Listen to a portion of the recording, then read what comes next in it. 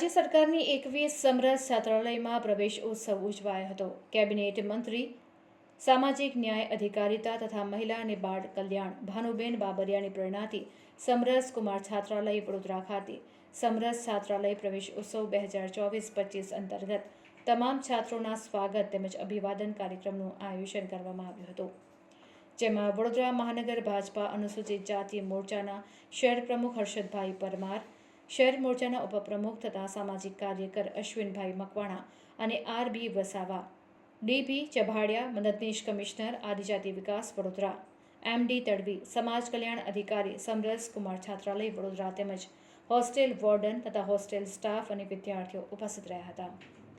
કાર્યક્રમમાં ઉપસ્થિત મહાનુભાવો તથા અધિકારીઓએ કાર્યક્રમને અનુલક્ષીને વિદ્યાર્થીઓને પ્રોત્સાહન મળે તે અંગે જરૂરી માર્ગદર્શન પણ આપ્યું હતું।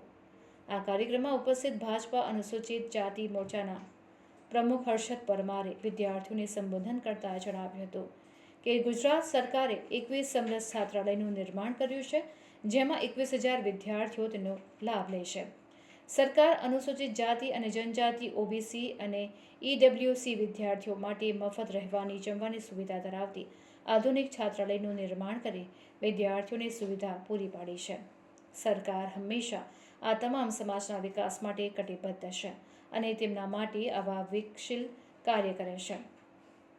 વધુમાં વિદ્યાર્થીઓને સંબોધન કરતા તેમણે જણાવ્યું હતું કે આપણે મહાભારતના વીર યોદ્ધા અર્જુન જેવું લક્ષ્ય રાખવું, જે માત્ર માછલીની આંખને લક્ષ્યમાં આંખ વીંધી હતી, તેમ અર્જુનની માફક ભણતરનું એક લક્ષ્ય રાખી ઉચ્ચ અભ્યાસ કરી ડૉક્ટર, એન્જિનિયર, વકીલ, ઓફિસર બની ઉચ્ચ પદવી મેળવી સમાજમાં ઉચ્ચ સ્થાન મળે અને માતા પિતાનું ગૌરવ વધે તેમ અભ્યાસ કરવા જણાવ્યું હતું।